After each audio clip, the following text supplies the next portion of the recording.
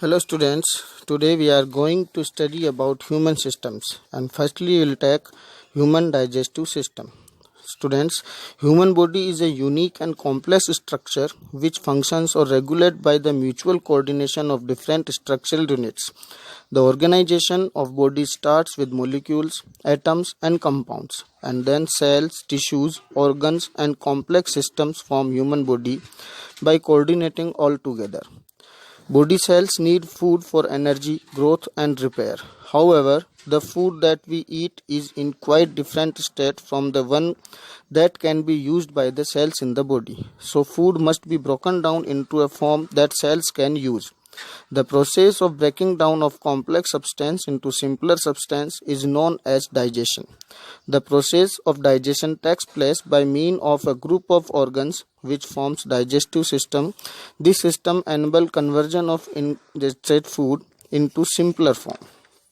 The human digestive system consists of a number of organs, each performing a different functions. These organs are mouth, pharynx, esophagus, stomach, small and large intestine, rectum.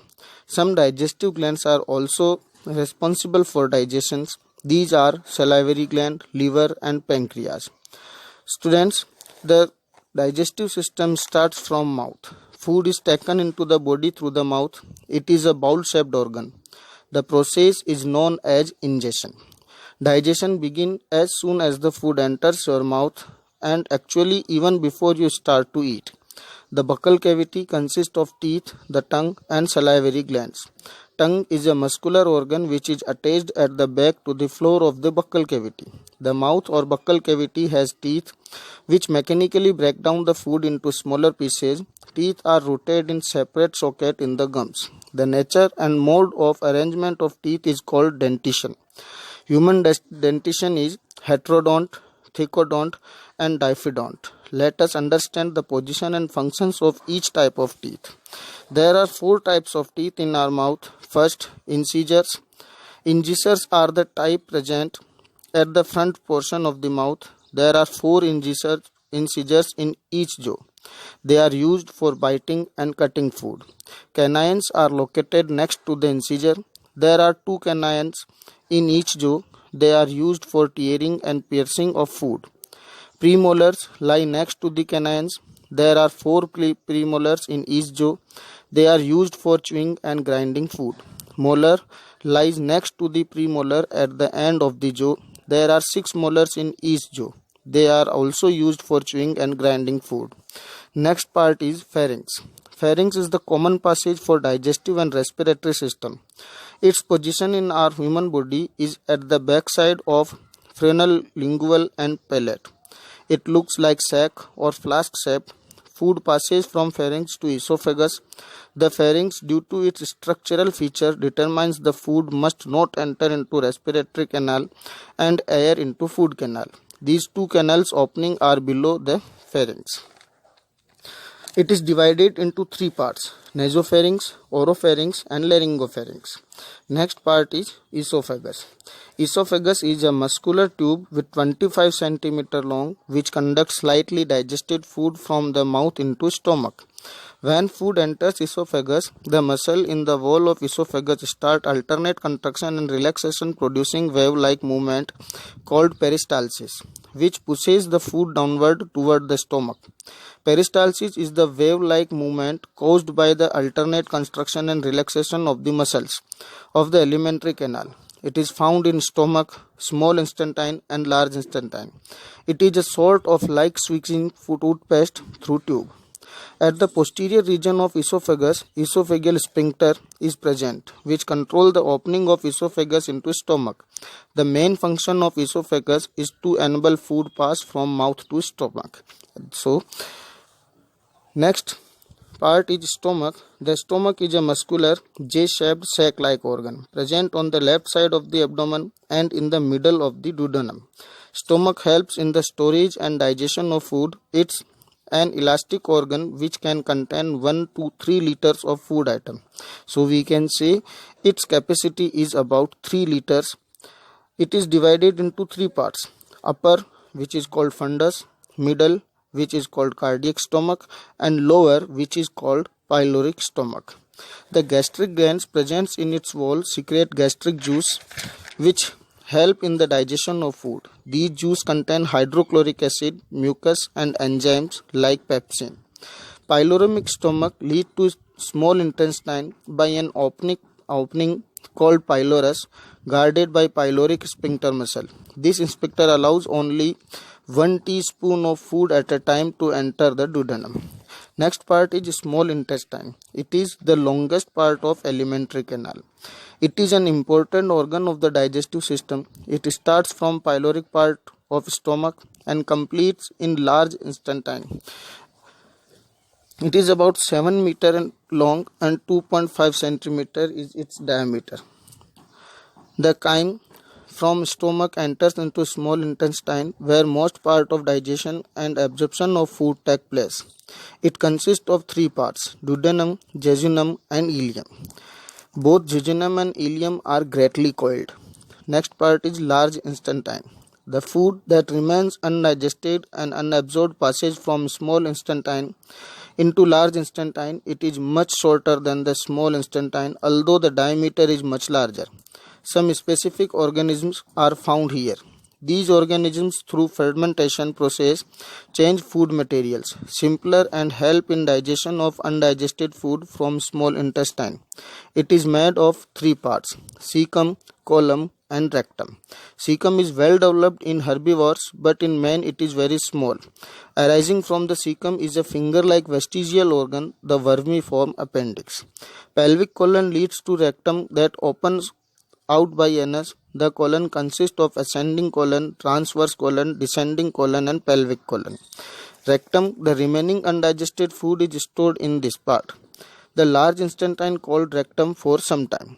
Later, when we go to toilet, this undigested semi-solid waste is forced to pass out from our body through anus in the form of feces. Now, we should know about digestive glands. In human, digestive glands secrete digestive juice. It includes salivary gland, gastric glands, intestinal glands, pancreas and liver. Salivary glands secrete watery liquid called saliva. The functions of saliva are: it contains enzyme called salivary amylase that helps to digest the starch present in the food partially. Saliva also help in lubricating the food and make it easier for swallowing. 3 pairs of salivary glands open into the mouth. They are parotid, submaxillary and sublingual glands. Now, pancreas. Pancreas is the second largest gland present near duodenal loop. It is a cream colored heterocrine gland. It has both exocrine and endocrine parts. Exocrine parts secretes hormones like insulin and glucagon, while endocrine parts secrete pancreatic juices containing enzymes. Exocrine part, it secretes alkaline pancreatic juice which contains inactive enzymes trypsinogen, chymotrypsinogen and procarboxypeptidase, amylase, lipase and nucleases. Pancreatic juice breaks down fats completely into fatty acids and glycerol. It also breaks down carbohydrate and protein into simpler form. Endocrine part of pancreas contains alpha cells, beta cells and delta cells. Alpha cells produce glucagon hormone which convert glycogen into glucose in the liver, and beta cell produce insulin hormone which convert glucose into glycogen in the liver. Delta cells secrete somatostatin hormone which inhibits the secretion of glucagon by alpha cells and secretion of insulin nutrients from the gastrointestinal tract. So students, we should remember that alpha cells converts glycogen into glucose and beta cell converts glucose into glycogen. Now, liver. Liver is the largest gland which have 1.5 kilogram approximately. It is bilobed, having large right lobe and small left lobe. Each lobe is formed of many hepatic lobes, functional units.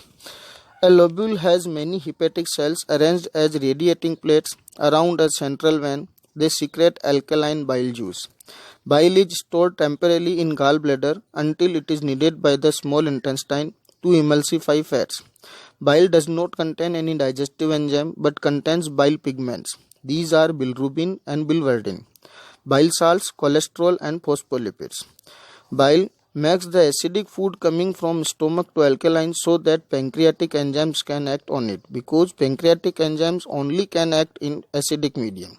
Bile contains salt that help in proper digestion of fats by breaking down large fat globules into smaller ones so that enzyme can easily act on it and digest them. This process is known as emulsification of fats. Now, the lower surface of the right liver lobe, there is a thin-walled pear-shaped sac called gallbladder. It stores bile secreted by liver. Bile is drained from the liver by a bile duct, which is formed by the joining of a cystic duct from the gallbladder and a common hepatic duct from different liver lobes, just near the duodenum. The bile and pancreatic ducts join to form hepatopancreatic duct. The opening of hepatopancreatic duct in the duodenum is guarded by sphincter of Oddi.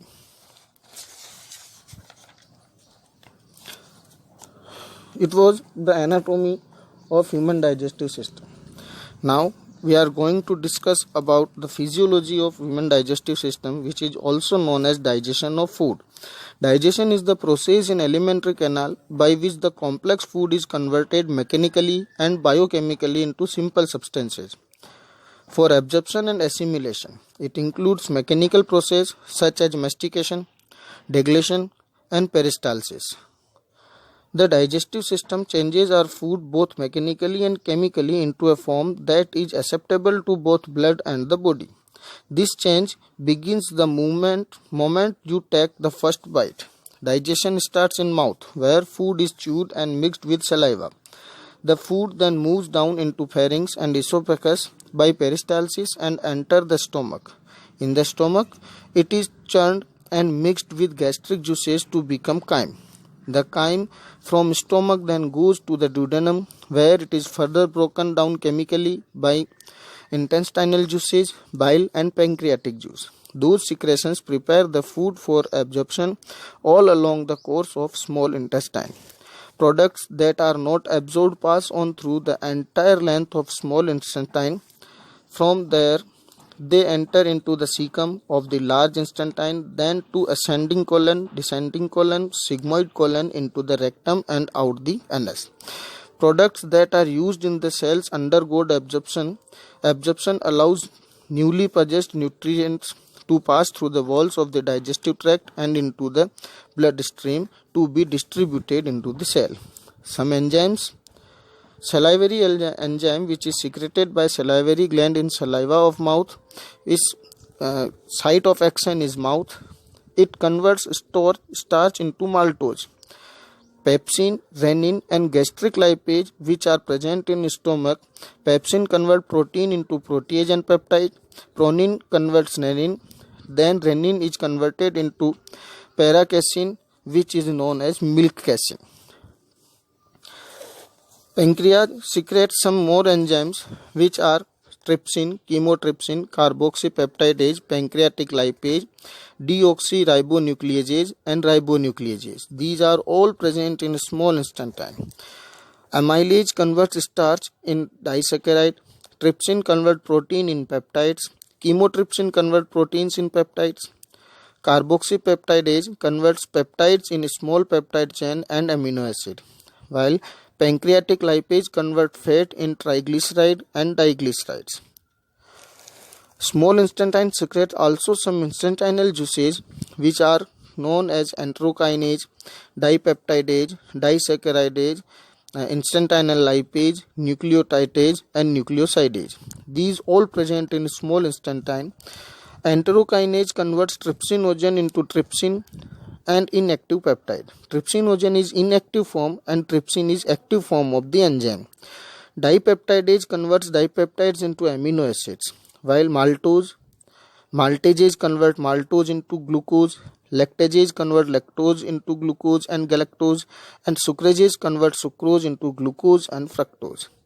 Diglycerides and monoglycerides are converted in fatty acid and glycerol by lipases. This is the physiology of human digestive system. Thank you.